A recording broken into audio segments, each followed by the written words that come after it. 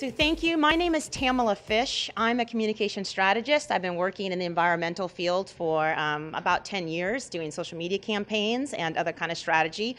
I'm also very active in my local neighborhood. I do certified emergency response team training. This is a volunteer organization for citizens to help out their local fire department. Through that, I really became a lot more interested in forced migration by climate change. I'm from here in Northern California. We have these amazing wildfires you may have heard about on the news, and we're going to have a panelist later talk a little bit more about what it's like to be around that. I also have some very good friends, like my co-organizer, Ahmed Abu Safia, who are from some very environmentally restricted areas. Ahmad is originally from the Gaza Strip. Our other core organizer, Lama Ranjus, is originally from Syria, and unfortunately she can't be here today. She had a family crisis and had to return home to Syria today. Given that it's such a huge impact to us, both locally and internationally, we thought it very important to add to this climate change event. And I am just really proud and thrilled to have the panel that we've gathered together today. You're going to hear very little from me from now on. I'm just going to hand off the microphone and let our panelists speak to you. And it is recorded, so please do be mindful of our live stream happening in the back. And for anybody who wants to, if you have a phone right now, I really would appreciate it if you go to our website, the climate website, or you'll see it in your Eventbrite, and check the live stream button. There is actually a button. Check to see if the live stream is working, and if you're on it, and go ahead and write some comments on it. But thank you to everybody here. Please do check our live stream happening on your phone if you get a chance during the session. And thank you to everybody who's live streaming us out in the world today. So without further ado, who you really came to listen to, the most challenging aspect about working globally for me is trying to introduce people with these names from all over the world that I really struggle with. So she's already been very nice to me about trying to get the first name right. And if I don't, I'm sure she'll correct me and let you know what it really is. But we are very pleased to have the United Nations Special Envoy on Youth here today. She knows all about climate change and youth who are going to be the most affected by this. And thank you very much for coming. And it's Miss Jayamita. Jaimet. Close enough. How about we just hear it straight from the person? Thank you. Very good morning, everyone. My name is Jayatma Vikramanayake, and as Tamila said, I am the UN Secretary General's Envoy on Youth. But I'm not exactly an expert on climate. I wouldn't say so. My main area of activism or work has been mainly youth participation, especially in political and civic lives. But of course, when we talk about young people or future generations, we cannot ignore the existential threat that climate change poses to all of us as a generation really looking into the future. So I'm very happy to be here today to be co-hosting and joining this event with all of you. I want to give a special shout out to Lama, her team, and the Major Group for Children and Youth, with whom we as the United Nations has been working very closely and strongly together to put forward recommendations to both the Global Compact on Refugees and Global Compact of Migration, also with climate change and the threats of climate change, if I can say that, including in the recommendations that we provided to member states as young people. So I'm going to speak to a little bit about the context, the experience, and what we have seen all around the world. But I'm more interested in learning from you because I think the rest of the panel comes with very concrete examples and experiences on this particular issue, whereas we sit in fancy conference rooms in New York at the UN headquarters and talking about these issues. These guys are the ones who are actually tackling those issues head on the ground. So I'm very honored to sit in this panel with you today. We all know that climate change is having far-reaching effects on weather patterns, on agricultural productivity, weather-related hazards, and food security. And climate change is also recognized by the United Nations as a threat multiplier in many of today's conflicts, from Somalia to Iraq to Syria. Due to the growing frequency of tropical storms, hurricanes, droughts, wildfires, and floods in many parts of the world, and in wake of the devastating impact impact of natural disasters on the lives and livelihoods of climate vulnerable communities, the scale of migration is expected to grow even further. Unfortunately, for many people, especially young people, migration remains one of the few options for a better life. Many migrants face treacherous conditions along the way, include being victims of smugglers, who and often exploit migrants' hopes and trust. We know that women and girls face significant and specific challenges, and we have all seen the devastating pictures from all parts of the world and heard the heartbreaking stories from these perilous journeys in search of a better life. Yet, despite challenges, people migrate, whether related to labor mobility, urbanization, climate change, or other reasons. Migration cannot be ignored. And today's young people are the most mobile generation of young people in the history of the planet, constantly searching for jobs, opportunities, and hope across national borders. We know that in 2013, migrants between 15 and 24 years of age represented about 1/8, 28.2 million of the 232 million migrants worldwide. This number has only been increasing since. The Global Compact for Migration is the first ever UN global agreement on a common approach to international migration in all its dimensions, including climate change-induced migration. The Intergovernmental Conference to adopt the Global Compact for safe, orderly, and regular migration will be held this December in Marrakesh, and we must make young people's voices heard and listened to. And we are working very closely with the Major Group for Children and Youth to also make sure there are young people focused and young people led interventions at the Global Compact for Migration adoption event later this year in Marrakesh. So as a risk factor for forced migration, climate change is expected to bring about significant changes in migration patterns throughout the developing world. The Paris Agreement also contains many references to the protection of people, the resilience of communities, and the importance of livelihoods. These are essential entry points for addressing environmentally linked root causes of forced displacement, such as access to water, food, energy, and the need for livelihood opportunities to enable people to remain where they live. This is why we must hold our governments accountable to the Paris Agreement and push for increased momentum and urgency for climate. I think we do have, as I said, the Paris Agreement and the Global Compact as two internationally agreed documents that leads us in this process. These two processes, especially the Global Compact for Migration in the last 1 year, has been a very extensive, very politically polarized, and also a very expensive process that I'm not sure if included the real voices of the communities, the impacts of climate change in the actual conversation. So I think the responsibility becomes in the implementation of these documents or resolutions that we have at hand. And that's where the national governments has to play a very crucial role. And I do want to encourage young people, especially the youth organizations that do work with the UN closely, but also the other youth organizations working on these areas, to really hold the governments to account for these global agreements that they agreed to basically in international conferences. Thank you very much.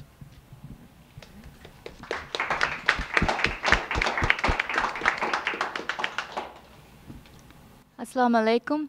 Mied tibe fruna muhatab kurmge me fursat deviti wara bada shukriya. Algan ge namaki Tilmiza. Thank you for giving me this opportunity to talk to you today. My name is Tilmiza. Do you have a very strong connection to places where you grew up in and where you come from? I do too.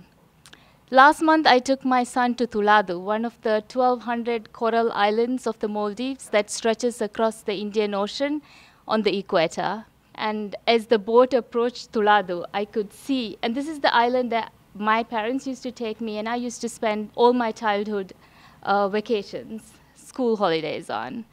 So as the boat approached Tuladu, I could see the white sandy beaches, the turquoise blue lagoon, the lush green trees. We docked and got off, and I also saw my relatives and friends at the jetty waiting to greet us. It was a really great feeling.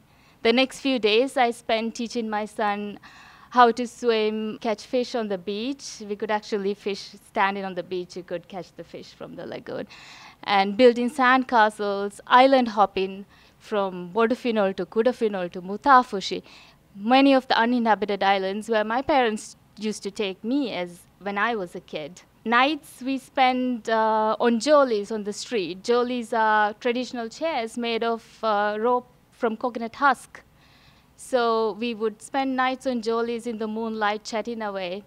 It was, all this was a reminder of the peaceful island life that we so treasure, the love that surrounded us.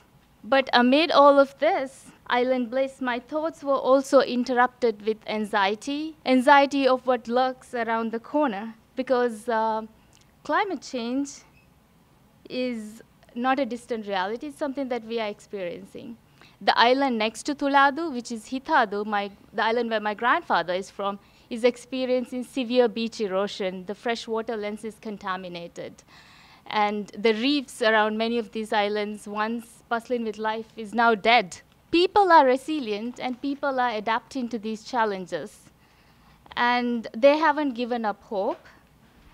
They are stacking sand sacks when we have king tides. They are harvesting rainwater, despite of the fact that monsoons are very unpredictable. They're doing everything they can to adapt to these challenges. They're working hard and thriving, and these efforts needs to be supported, and we need to mobilize urgent funding for adaptation. We have our issues and challenges in the Maldives, even political challenges, but people are engaged. 90% of the people in the Maldives go out and vote during a presidential election. So people are very engaged. They care about the islands. They care about their lives. They care about what's going on around them. 2004 tsunami was a wake-up call for us. In a matter of few minutes, entire islands were underwater. People lost precious lives. We lost precious lives. Homes, schools, mosques, businesses. 14 years later, people are still repaying the loans that they took to rebuild their lives. The fragility of our country was exposed during this event. According to a paper published by Dr. James Hansen, who is a former NASA scientist, he is also known as father of climate change. According to his paper, the current rate of global warming could rise sea level by several meters by the end of the century. For some, it may mean moving inlands and to the higher grounds. But for us, it means we will lose our homes, our culture, our identity, our country. And we are not alone in this. There are 48 other small island states who are at risk of disappearing because of climate change. Millions and millions of people in the coastal areas, Manhattan, San Francisco, Mumbai, so many places. Millions of people are at risk of losing their homes. We are already seeing land loss, beach erosion, coral bleaching, water contamination, challenges to agriculture, challenges to commercial fisheries, droughts, floods, wildfires, hurricanes. We are seeing it all around the world, forcing people to move. IPCC predicts that by mid-century, by 2050, there would be 150 to 200 million people who would be forced to move from their homes. And a report by the World Bank that was published in March this year says there would be about 400 million people who would be forced to move out of their homes or who would be displaced because of climate change. The Refugee Convention does not recognize environmental refugees, and they are reluctant to talk about it or include people who are displaced due to environment. There is the one that you talked about, that you're working on, which would be adopted later this year. But all these mechanisms that are in place or that are being put in place are still very, very, very weak. There's no legal recourse for people who are displaced because of climate change. Instead of putting people in boxes and working on these issues in isolation, we should be working to find ways where everyone's basic rights are being protected and find solutions that protect people's right to live and people's right to exist. No one wants to be a refugee. We don't want to be refugees. We don't want to leave our homes. We don't want to leave our beautiful islands. People should be able to live in their homes and adapt to these inevitable challenges that we are facing. And in order for us to adapt, especially people from vulnerable communities, we need to urgently mobilize funds for adaptation. A recent article, according to the study by Journal of Earth Dynamics, it says, we may soon reach a point of no return following which it will be impossible to keep the Earth's temperature rise below even 2 degrees Celsius. Leave alone 1.5 degrees, which is the aspirational goal set on the Paris Agreement. But though aspirational, that is the essential goal that is required for small island states like mine to survive. These may sound like numbers, but to many who are at risk of losing their homes and lives, these mark the consequences of delayed action. According to the same study, it says we have to rapidly transition to clean energy by 2035 to stay even at below 2 degrees Celsius, but that is a lot sooner if you want to stay below 1.5 degrees Celsius. What does that mean? It means that we really have a very, very, very small window of opportunity to take urgent action. But there's also good news. The good news is that we have the technology now. We have the know-how now. We also have innovative financing. But what we don't have is the political will.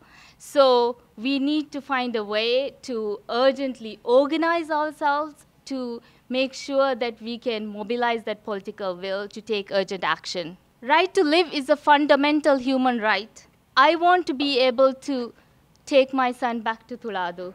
I want to be able to take my son back to Hitadu, my grandfather's island. People of Tuladu and Hitadu and every other island in the Maldives and every other island state and vulnerable communities should be able to live in their homes. And we should do everything we can to make that happen. Thank you.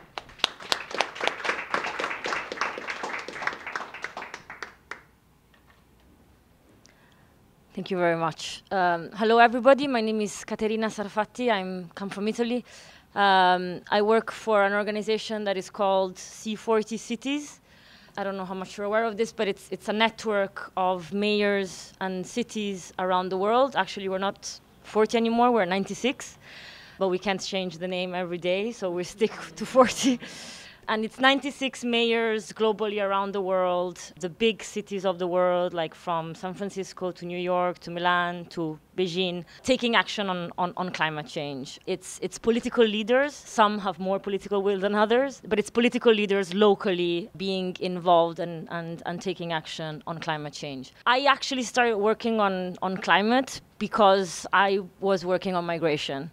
I was working on migration for my mayor, for the mayor in Milan, and prior to that, I was working for NGOs in Italy on migration. Italy is that country that faces a beautiful, wonderful, marvelous sea where people, thousands, die every year.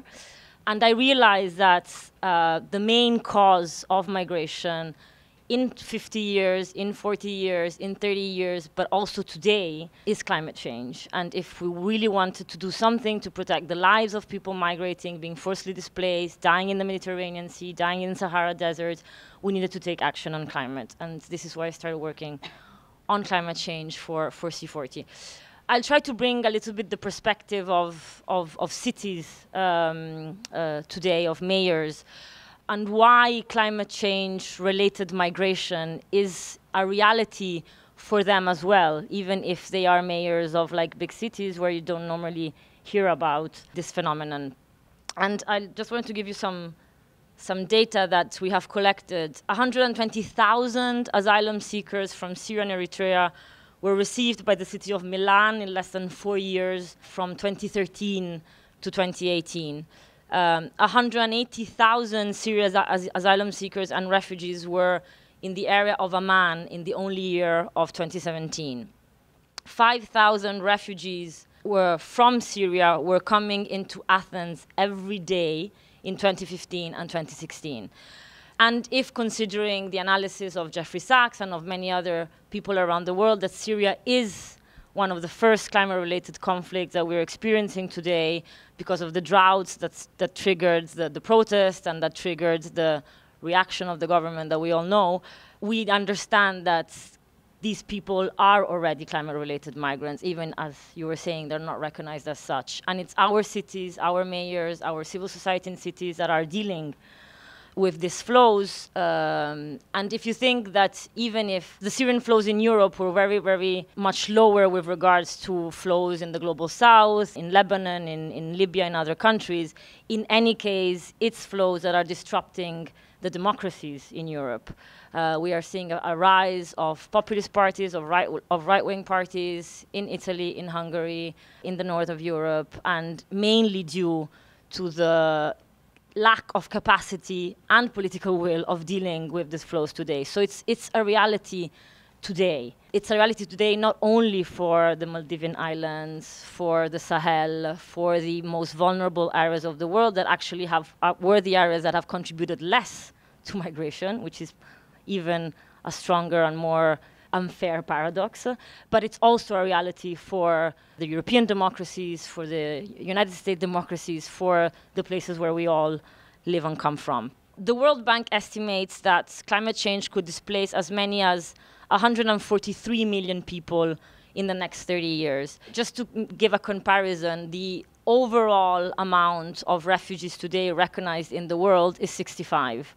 So overall, globally. The World Bank says it could be 143, so nearly the double, in the next 30 years, only due to climate change, and only in 3 regions: Latin America, Southeast Asia, and Sub-Saharan Africa. And it's mainly internal migration. It's migration between cities, between regions, that will have also radical impact on urbanization, filling in cities that are already cities of millions of people and emptying other cities. But the relationship between climate and migration in cities is not only one of displacement. It's also one of vulnerability. Migrants, as low-income communities, as vulnerable communities, are the ones that are more impacted by climate change, are the ones that work outside, that are affected by heat waves, that normally live in landslides and can be more affected by flooding. It's actually also not only the ones that have not created climate change, not only the ones that are being displaced by climate change, but also the ones that suffer more from climate change. And this is why cities and mayors really need support, resources, national political support to implement policies locally that are between social and environment. It may seem paradoxically from the outside, but cities still work a lot in silos. What the social affairs department does is not always coherent and consistent with what the environmental department does. We really need policies that take into account social and economical factors and environmental factors. And this is what C40 is trying to do. I had a program called Inclusive Climate Action that tries to support cities in making sure that their environmental policies have equitable outcomes that are addressed to vulnerable communities and low-income communities, also because this is the only way to make the climate movement more strong. In the place where I live, like many other places, the environmental movement is still seen as a movement of elitism, of people who can afford recycling, cycling, have energy efficiency in their buildings, and can afford to be environmentally aware. But this is because environmental policies not always benefit everybody in the same way. Normally, the less polluted areas are the richest areas in cities.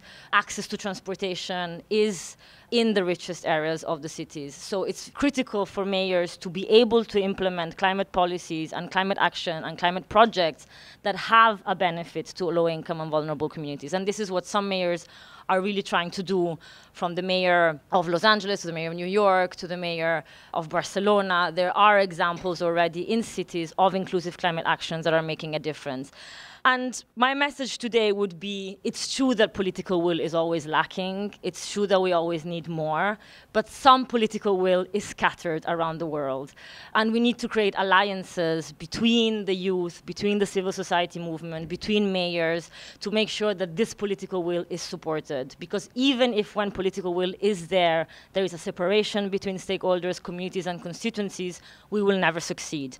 And I think this is the positive thing of the Global Climate Action Summit today, that is here at the Moscow Center. No matter the protest, of course, those are all right and always and totally understandable. But it's critical to have these different communities work together, and this is the reason why I think also this side event is so important, because of the different people here. Also because, and this I will close on this. Also because something is also changing in the recognition of climate-related migration. The government of New Zealand has been the first government that is thinking about adopting humanitarian permit on the grounds of climate. And it's the first government that is thinking about it and developing discussions about it.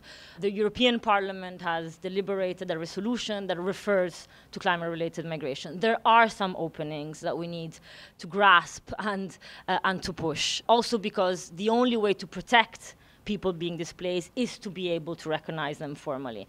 And our cities can be helpful in this. A city-led movement to ask for the recognition of climate-related migration can be powerful. Mayor Hidalgo of Paris has recently written an editorial exactly asking this. We need a formal recognition. It cannot be a silent crisis. Today, this is a silent crisis. It's time to take action now on this. I completely agree. Thank you very much.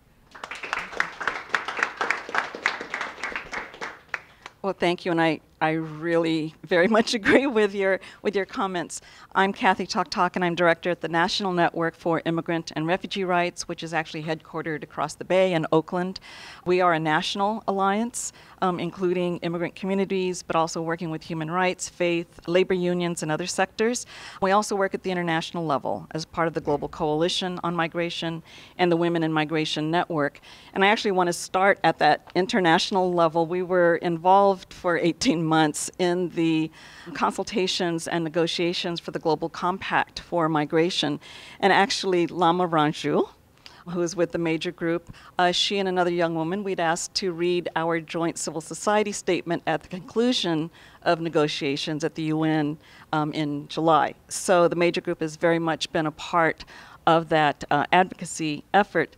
But I really do want to stress the challenge at that global level in the deliberations on the two compacts on migration and on refugees. So the process had actually started almost exactly 3 years ago at the United Nations, and out of consideration that had been growing for a number of years about what was perceived as a global crisis on migration. Climate change is like the elephant in the room that no one really wants to address, but that's the same for the issue of migration in general, especially at the UN. So this was an important opportunity, and I think there was a lot of hope going into both processes that we would create documents that are living documents and that will help shift the global narrative on questions of migration. I have to say, I think many of us believe that climate change was one of the most controversial issues in the negotiations on the compact on migration. The compact on refugees was deliberated in a very different way, and it's true there was lip service given to acknowledgement of those displaced by climate. The process refused to expand the definition or criteria of refugees to include those displaced by climate. And in the negotiations on migration, at first, there was also a refusal by many countries, especially the European Union, Hungary in particular, Norway, Australia, to include specific reference to climate. But really with the lobbying from many of the African states, the Pacific states, those in Latin America, a concession was made to include a special session within one of the objectives that does address climate, that addresses the need to look at drivers, but also the consequences of displacement. And in particular, we're talking here about displacement over international borders and recognizing that most people are displaced internally.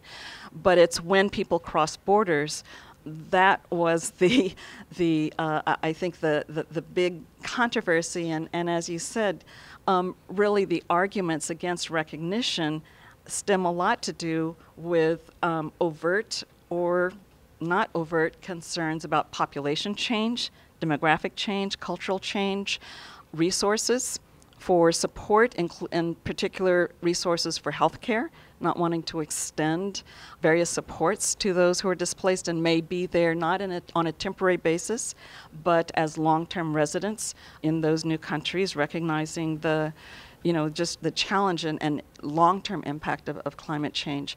So we're still hopeful that that language was included, but it is up to really work at national and subnational levels on all of the aspects of that compact to ensure that it is a living document and that it does have impact beyond what we hope will be certainly a narrative shift. So just on, and I was asked to speak on advocacy, and maybe I'll start with the international. So at the international level, we very much agree that migrant voices in particular need to be part of these deliberations on all issues.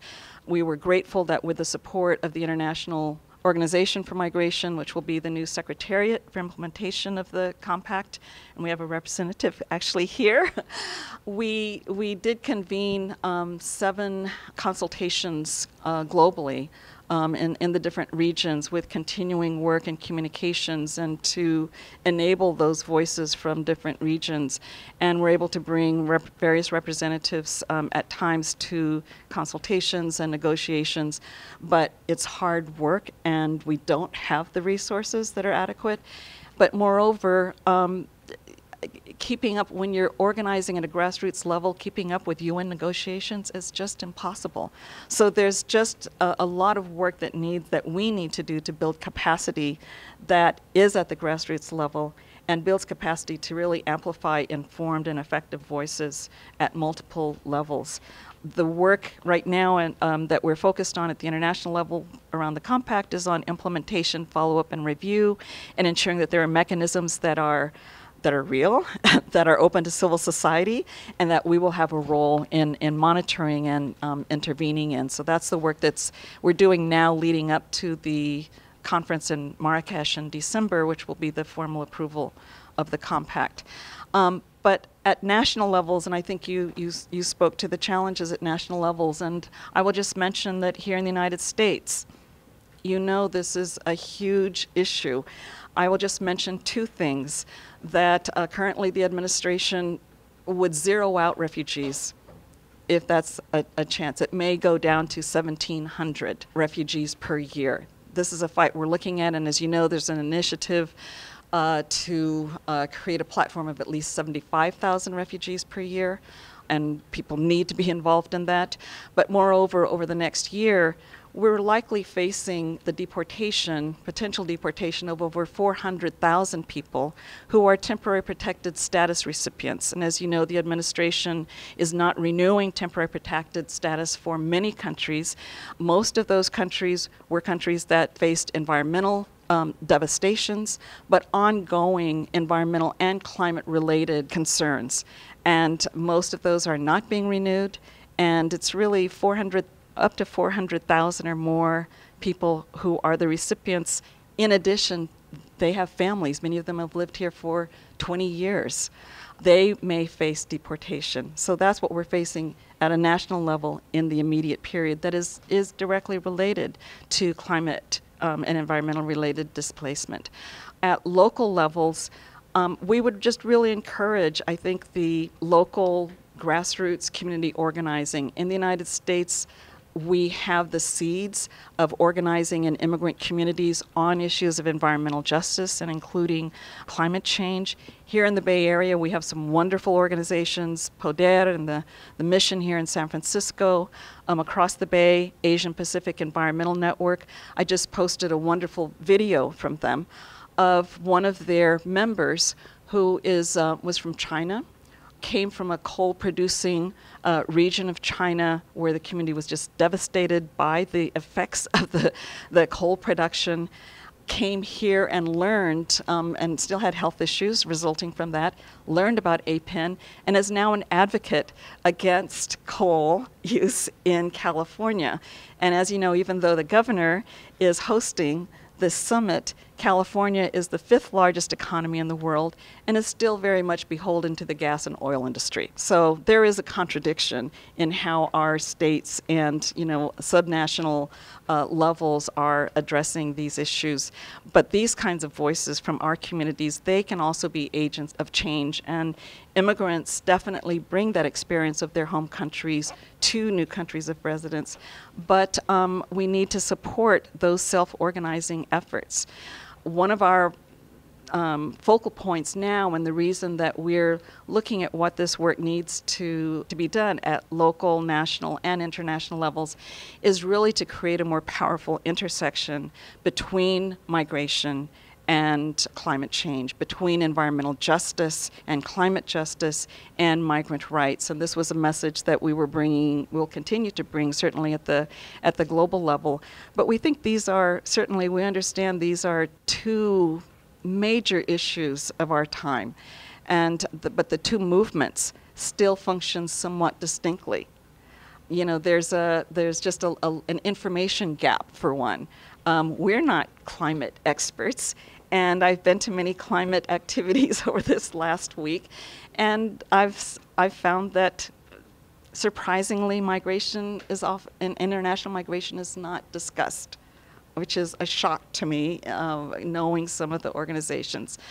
So there is a gap there, but we think these two movements are related politically, and their constituents can be much powerful together than divided. And I think we'll certainly see over the next decade how much more powerful they can be if we can bridge these intersections. So thank you.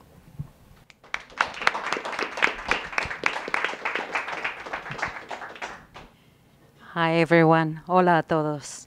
My name is Olivia Beltran. I'm part of Latinas con Poder. Latinas Empowers, a grassroots group in Marin County composed of women. And I'm also serving at the Community Action Marin Board of Directors because it's a nonprofit that provides the most services to the very low-income community in Marin County. It provides childcare, provides mental health, and financial services to very low-income families. And that's very important. I live in Marin County. I've lived there for 34 years. And for those that might not know it, Marin County is one of the richest counties in the nation. And there's an abysmal gap between poverty and the rich. And it's horrendous. So we're talking about climate and migration. When we talk about immigrants, many times, we forget that people that look like me, I'm Indian, I'm Native, indigenous. We were on this continent before our colonial era arrived here. Right now, I think about the administration, and I think how Trump's grandfather was here. He's third-generation immigrant. Trump is a third-generation immigrant. And as a human being, I think, why does our government decide to make some people rich? Because his father made a lot of money with the housing federal government funds. And they excuse them from paying so much in taxes. So I don't understand. And here I'm a native of this continent, and they call me immigrant. And they call all of my people immigrants. When we're here first. And there was our continent where in native traditions, you travel between places in this continent following the hunt. The hunt seasons and many other things. So with that beginning of introduction, I want to honor my ancestors. I connect with my native traditions, and I'm grateful to everyone in the world that connects with their native traditions. So I want to sing a song that, for the longest time I wanted to connect with my native roots, but they were so decimated. I'm thinking, I was born in Mexico, so I think that's my Aztec roots. But because Spaniards killed so much of the elders and the traditions, a lot of times I don't know what that means. I know that their books that the Spaniards left in place, my relatives now, they're in my blood. They introduced so much savagery. They portrayed Indian people like savages, but I always thought, if we were the savages, how come we're not in power? So that is my question now and forever, and I never trust the education that comes from that about my traditions, because my elders were not there to teach it. They were oppressed. And we're still oppressed as Native people. It was only when Clinton went into office that it allowed Native Americans to honor their traditions and their spirituality. And it hasn't been the only enslaved minorities or, I don't know, all minorities right now are majorities. That's why the supremacists fear. So let's do a song. And this one is, I'm going to do it in English. I learned it I was so eager to have a drum, and it took a lot to get it done because it's more on the spiritual base. At one point, I was in a women's Indian group, and the drum didn't happen because the person with native tradition prayed, and it wasn't time for it. I was so eager to get my drum. So, but there's a level of spirituality. The drum wakens the spirit.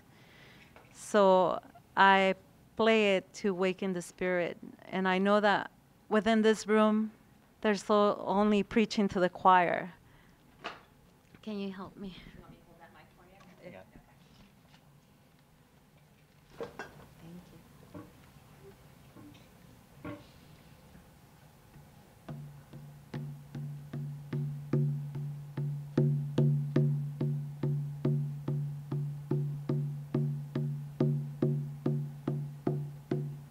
We gotta humble ourselves in the eyes of the earth.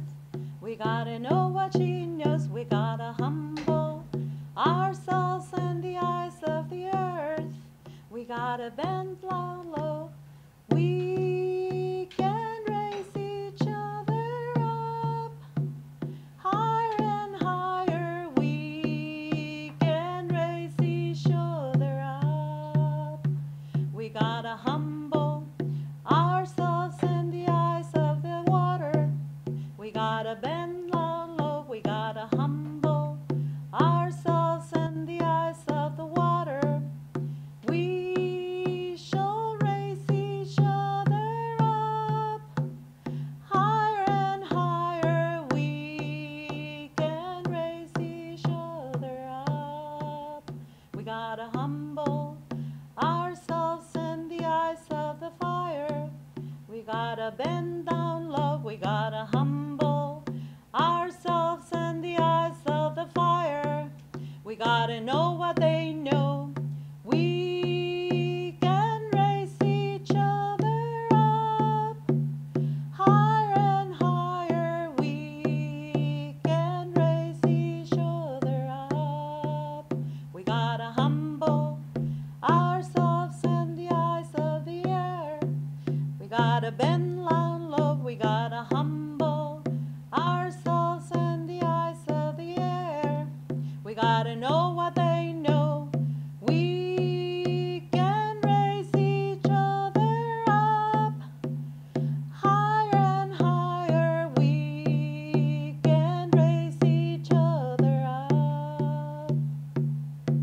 We gotta humble ourselves in the eyes of the universe. We gotta know what they know. We gotta humble ourselves in the eyes of the universe. We can raise each other up higher and higher. We can raise each other up. Oh.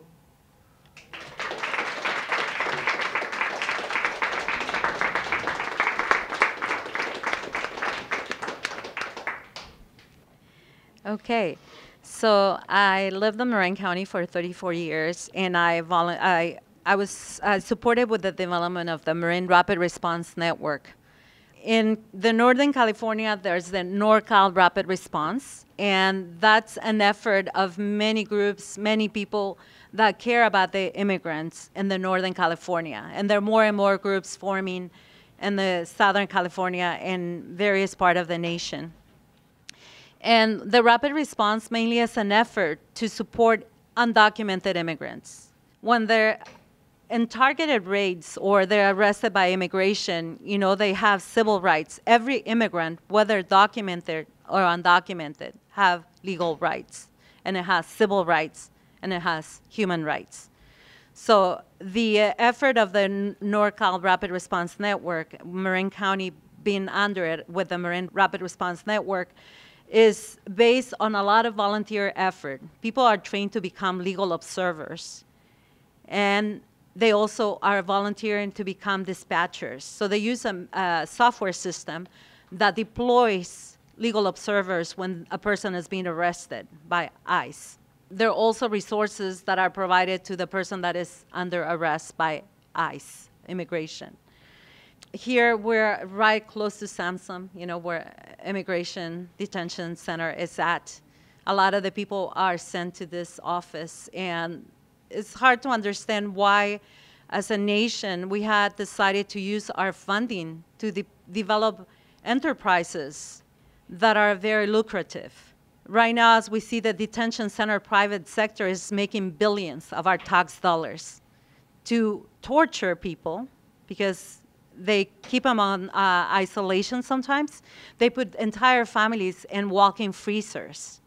How is that happening when we're a nation of the people, for the people, by the people? How does that happen? How does the Supreme Court decide to give so much priority to corporations by let them be people?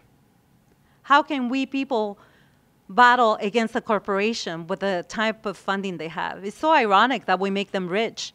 We're the ones using their services. We're the ones putting the money in their hands. But how do we get to this degree? And right now, with the confirmation of Kavanaugh, he sounds so great. He volunteers and coaches a basketball team of girls. But all the detrimental things that he's done are horrible. How do we get to this point? I worked in the nonprofit sector for 32 years, and now I decided I'm angry. I'm angry about things, so I had to leave the sector, you know, because there's so much work that you do. There's so much you get invested into, but it's hard to achieve anything. There's so many problems. In Marin County, the rents are so high, and guess who's paying for that? People of color. Marin County is gentrified more and more each time. People with their high greed, they don't care. They have their wealth. It's okay. You can have a board of directors listen to all the atrocities that people go through, the sobbing stories of people working 2 to 3 jobs and not have the capacity to be there for their children. How are we all, each of us, are contributing to the crime rates and to guide the kids into a crime path? What kind of nation are we? As we heard, it's very important to allocate funding for the migrant dire crises that we're seeing and that climate change that is affecting everyone. The main important thing is to see how funds are allocated within our local communities. I'm part of the Latinas in Power because in Marin County, they treat the Latino community like it's not worth anything. You go to a San Rafael City Council and they don't listen to the voices of the people. They ask for the feedback, but it's okay. Their opinion is not as important. So Latinas in Power is a grassroots group that was formed to give voices to people that are Latino, you know, to raise ourselves up as we can. And it's not to be segmented in that group. We care about everyone. All the years that I worked in Marin County, it's been multicultural. And seeing the crisis across the sector, across cultural basis. So I think the main point from me to you is to make sure that locally you get involved, that you get activated in anything that you care about. I became vegetarian to cut my carbon footprint. But I'm looking at my pets eating meat. So that's my next step. My dog's got to become vegetarian too somehow, right? So I got to work on that. But in society, those are the points that we got to be talking about. You know, thank you to everyone in California that's pushing our governor to address the fracking and petroleum dependence. And thank you, each of you, for the efforts that you're putting in your communities. Thank you.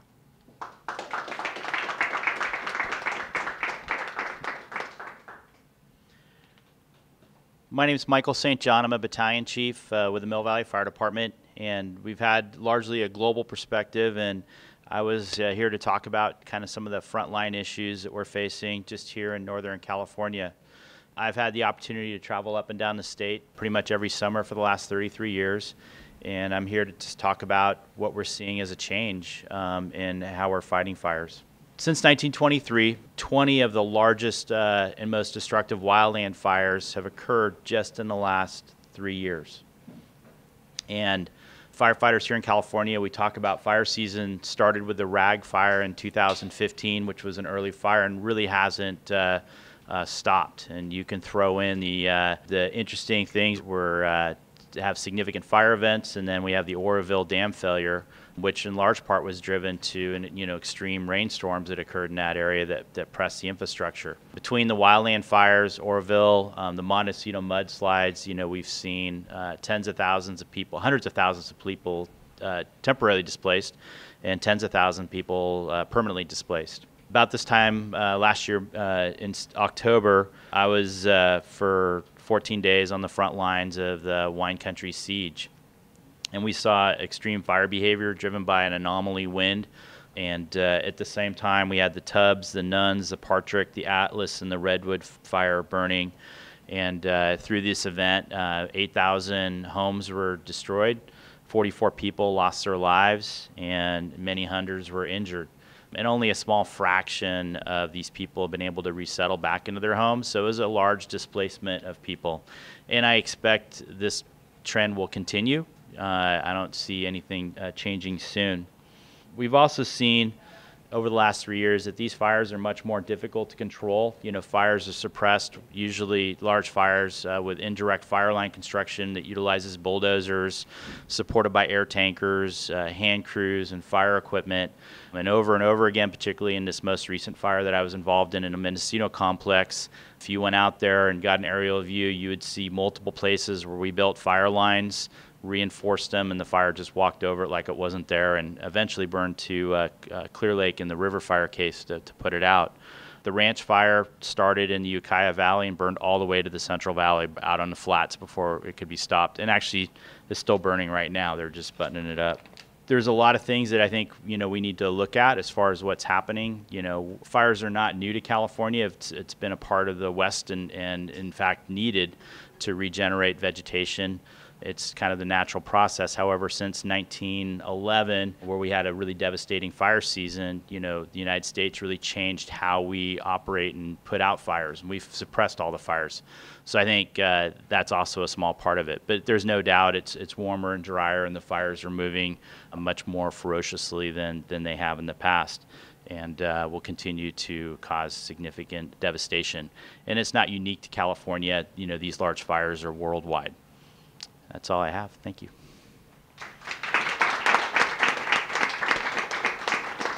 Thank you. So now we do have some time for questions from the audience. I think we're small enough that if you just want to raise your hand, I can walk around and we'll hand off the microphone here. Yes. Should I say my name or? Yes, please do say your name. Do I stand up? Go ahead, that'd be great. Okay. Hello, my name is Fernando Garcia Crespo. I'm originally from an hour away from where she is in Mexico. And I'm representing an organization called Earth Guardians with crews made out of young people all over the world. And my question was, I'm an immigrant, I live in Canada, and for me it's really interesting to see how can immigrants, particularly young immigrants, get involved into pushing their host countries for action, even when we're not citizens or residents, and that looming threat of being seen as kind of, you don't like it, get back. I have heard that dozens of times, like, you don't like it, go back to your country. How can we have immigrants be activists with that looming risk of being deported or attacked? Excellent question. Olivia, you want to go first with that one? When I came to the United States and I was undocumented for a long while, and that didn't stop me from being active. So being an immigrant, whether documented or undocumented, should not stop you from voicing your opinion. You can write a letter to the editor on the newspaper. You can create a blog. You can go out there and connect with an organization that is doing very important work and distribute pamphlets, distribute flyers on their behalf, recruit volunteers. In terms of environment, plant more trees, reforest something, see what group is doing that, and connect. I think that it shouldn't stop anyone. In terms of influencing our own country, like you and I are from Mexico, and I just went recently to the Mexican consulate with a friend, and I didn't even know that you can get the electoral card now without anything, just by proving that you're a Mexican. And I'm talking about the Mexican consulate, but I wonder for other nations if that is the case. Because I was born in Mexico, I can get that, and I didn't know that. For all, at least those that are Mexican, now you have the right to vote from here on the elections there. And I get involved to read stuff that is pertaining and affecting the political environment in Mexico.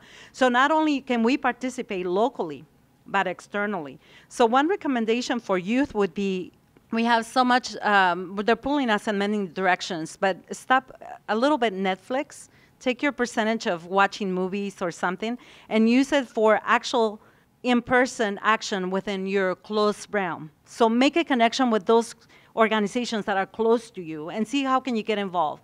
Sit on board of directors.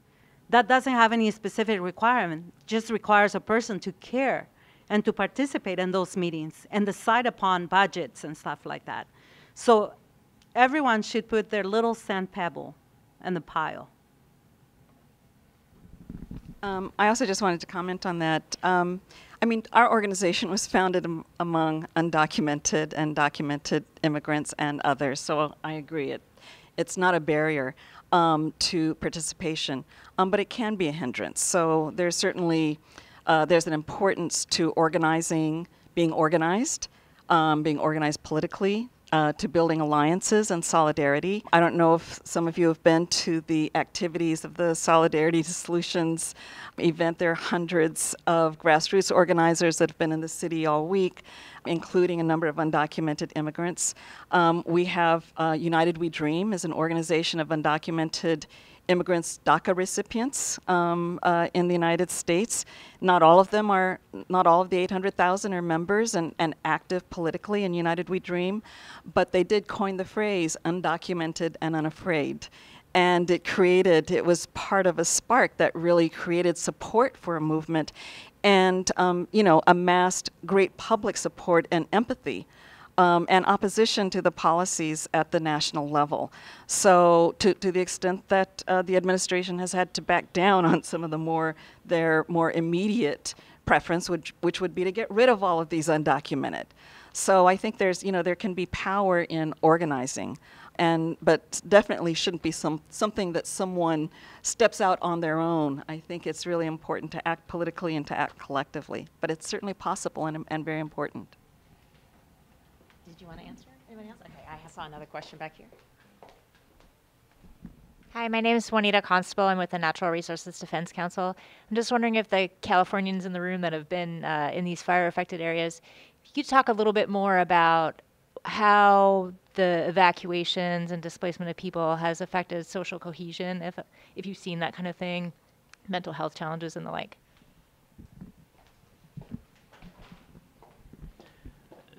I think if you went to Lake County, which is probably a county in California that's been most devastated by the fires, they've had significant events all 3 years. I was in charge of one of the people protecting the city of Lakeport, a community of about 10,000 people that was cleared out for 5 days. So I think it's had, obviously, in those rural areas, very significant impacts to the economy, displaced a number of people. And I think to a certain extent, I've certainly heard people say, I don't feel safe in my home anymore. In some of those communities, they've actually been evacuated 3 times. And so, yeah, it's a big issue. I know on the fire service side, there's definitely a worn down feeling, of just due to continuous operations for long periods of times. And I think for a lot of residents that have been displaced, people lose jobs, there's a lot of impacts. People are separated from their families. And there's definitely hopelessness as far as a lot of these people are poor, and it isn't easy just to go someplace else and and pick up life again. I just wanted to add to that and make a migration connection. So there is an initiative that was established over the last few years under the International Organization for Migration coordinated the development of something called MICIC, Migrants in Countries in Crisis Initiative. And it's a set of guidelines. They're voluntary for countries in situations where, like here in Northern California, where we've had their earthquakes, urgent, disasters, and it specifically is a guideline for how to deal with non-nationals in those countries, in those situations. And we've certainly, over the many years, and especially here in California, have had to deal with things like, pushing immigration authorities not to conduct immigration raids during a recovery period, not to go to FEMA lines where people are trying to get assistance in natural, in a natural disaster. But frankly, the guidelines which, run the gamut from assistance with housing and healthcare, and including mental health, are not only applicable to migrants, but to all people, and especially poor people and people who've been displaced. But it's a voluntary guideline, but I think it is the kind of thing that we should popularize in countries. But I think, again, it's civil society that has to take these to, our local authorities, our state authorities, and to make those as recommendations so that they're actual policy when these things occur. You can't just wait at that moment. It's something that we have to prepare for. I think that was a very good question, because that's one of the issues, the cross-section between climate change and health issues and mental health issues, and migration and mental health issues and health issues. Even in the climate change discussions, we don't really talk a lot about mental health issues and health issues and implications of that. When people are hit by disasters, when people live in temporary shelters, which are usually not temporary, it ends up being 1 to 3 to 4, 5 years before they can actually move to even permanent housing. So they deal with a lot of emotions and challenges that come along with it, and we don't necessarily provide them with the kind of support that they need in the disaster recovery response mechanisms. So I think these are conversations that we need to start, how to incorporate mental health awareness and mental health support systems in the disaster response recovery mechanisms, as well as when we are designing adaptation policies, how do we incorporate them so that we proactively start addressing and working on that?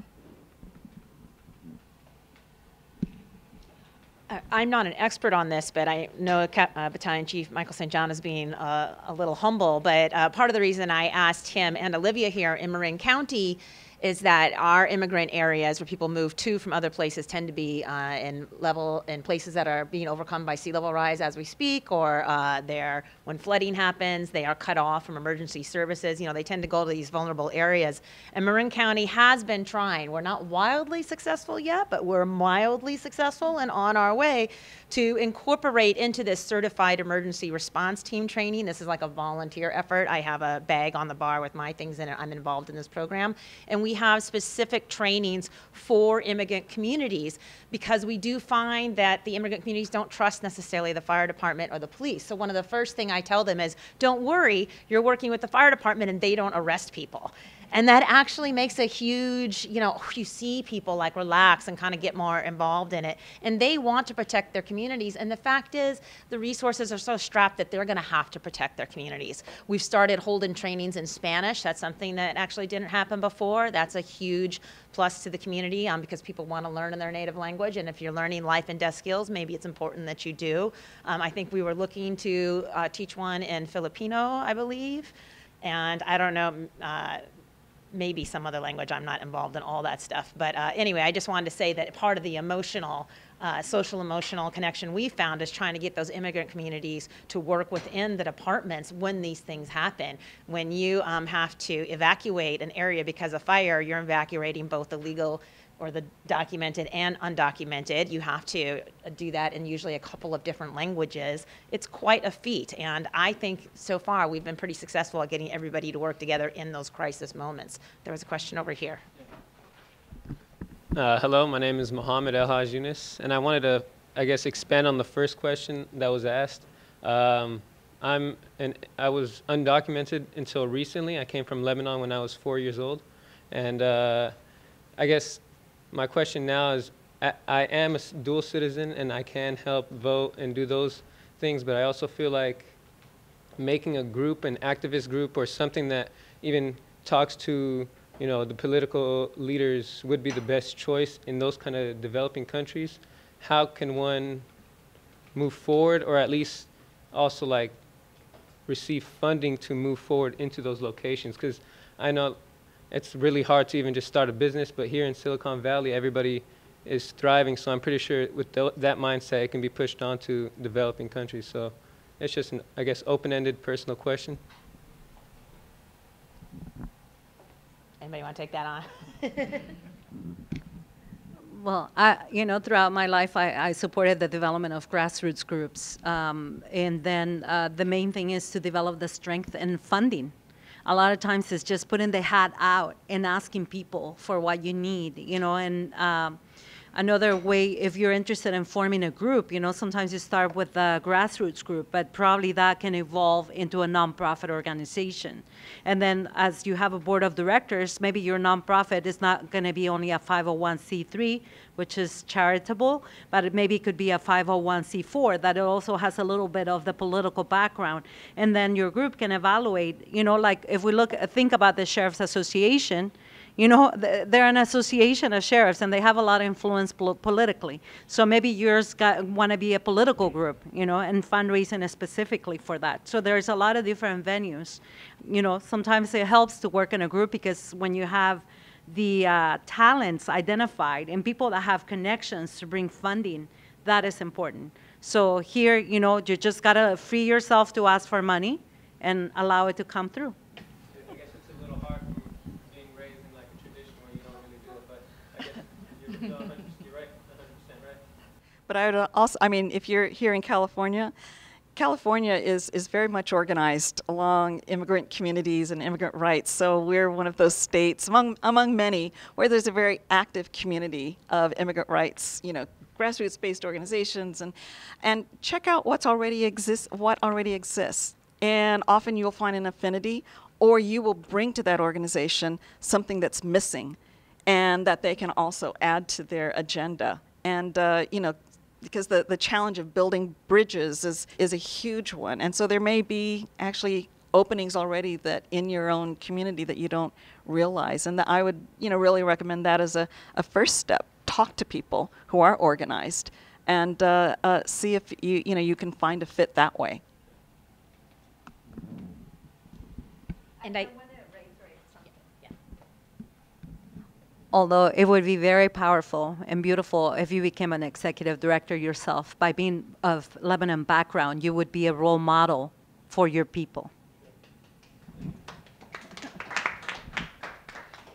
And I do think this is probably our last question. Need a question here? Thank you. Hi, my name is Atlee Chalk. I work for the Solidarity Center based in Washington, D.C., but we work in developing countries around the world to build the capacity of trade unions and migrant worker organizations. And so we know that climate disasters disproportionately affect low-wage workers around the world, especially women, whether in origin or destination countries. So I was wondering if you knew of any examples of joint advocacy or organizing campaigns that bring together labor and climate issues, specifically in developing countries, because I know that there have been great examples that have been, have been here in the U.S. or in Canada or Western Europe. But if you have any examples of this kind of work in developing countries, that'd be really helpful. Thank you. Well, it's interesting you're in the Solidarity Center. They're one of the members of our coalition, of the Global Coalition for Migration. And of course, labor is a very important partner in this process. And I think we're, certainly recognizing that around the world. We've found that a number of people who are, especially when they're even displaced over borders, and they're the product of, say, slow onset change, they don't recognize themselves necessarily as a climate migrant or a climate refugee. One of the first things they need is work. And so we've found people, in Bangladesh who move even internally to Dhaka, and what they're looking for is a job. And they don't necessarily define themselves as someone who's been displaced from the coast because it's taken such a long time. And so there's so many important opportunities, I think, as labor, because most people, when they are displaced internally or across borders, they need shelter, they need food, they need work. And so I think often those, and then people who are displaced, another problem that we've found is that migrants are often the workers in recovery efforts around the world, and under the most dangerous and toxic circumstances. This happened here in Katrina.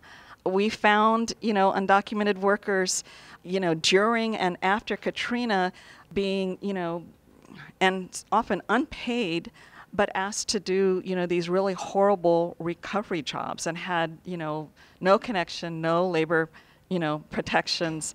So it's just very extensive. But there certainly are, we're working with the International Labor Organization, of course, and Solidarity Center works with the ILO, but they are a partner as well in trying to figure out this bridge on climate-related displacement and migration, human rights and labor rights protections.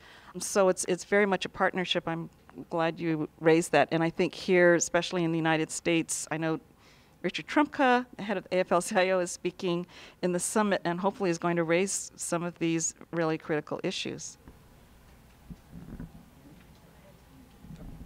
Any more questions? Okay, so we are almost like few minutes before closing or finish our event. Just like we heard the last hour, we heard from 5 great speakers from the UN, local levels, many different stories, like real stories about people moved from place to place. We heard some numbers that tons of people have like permanent or temporary replacements from their place. But the one I noticed most is that there is still a big gap between the definition of migration related to climate change.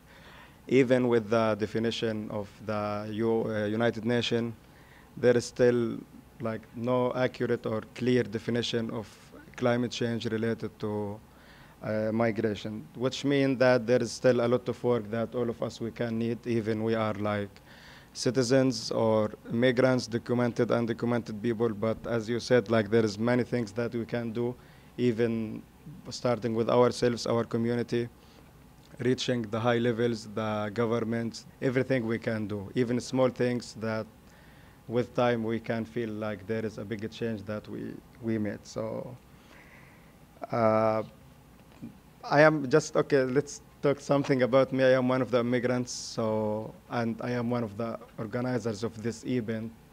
So this means that you can do many things, even you are immigrants.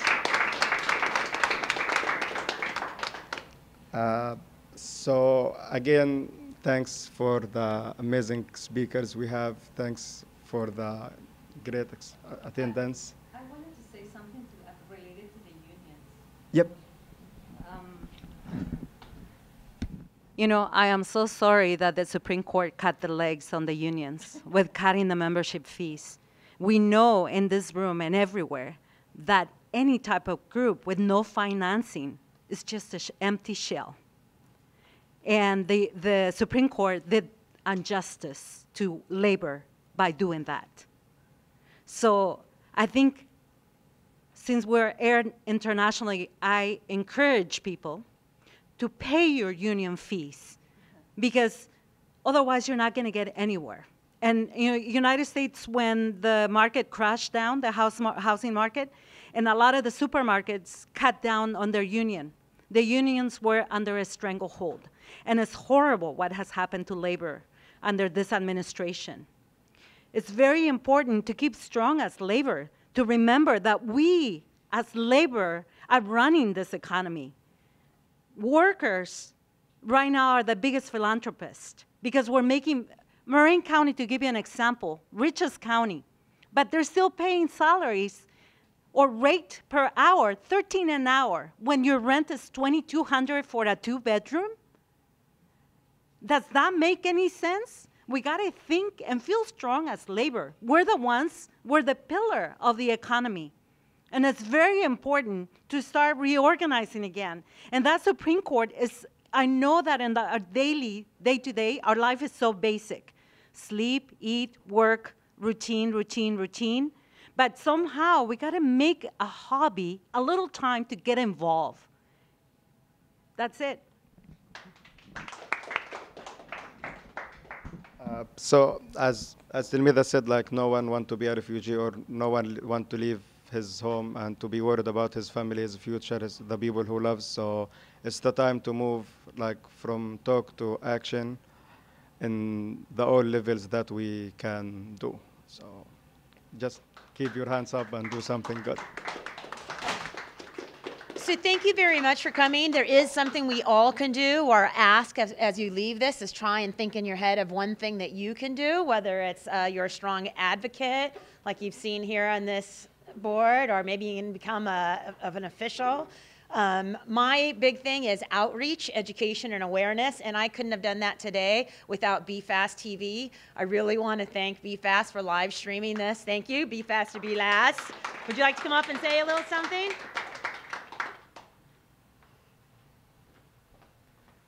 It ain't real unless it's on the internet. Thank you.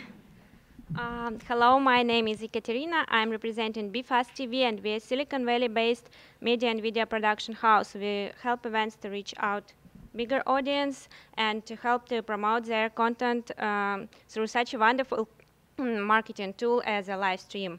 We're happy to support today a Global Climate Action Summit, and especially such an important topic as forced migration. So please feel free to contact us, come by and ask any questions about our media solutions. Thank you. If there's any last comments, I believe there's some educational material over on that counter, right? Yeah. You want to talk about it? Oh, so sorry, Ahmad. Well, it's a fact sheet really for our constituents on the intersection of climate, migration, and human rights. But on the back, it does have excerpts from the Global Compact referencing climate change, but also a list of resources that I found just really helpful in understanding a lot of stuff that we need to understand on both migration and climate. So, well, thank you for coming today. Thank you. Also, we just like one last. Here. United Nations University in Dresden, Germany, and I focus on natural resource management and allocation. And I just wanted to say that I heard a lot of younger people out here trying to say and question, how can we get involved? What can we do? And a very underutilized opportunity I think that's out there is applying for research positions. There's a lot of think tanks that the UNU has right now. I'm from the one in Dresden, Germany, and I think that if you apply to those, that's a really easy way to look on the international scale and the local scale all at the same time. It's a good place to start. Dankeschön. Thank you. Thank you for coming today. Thank you.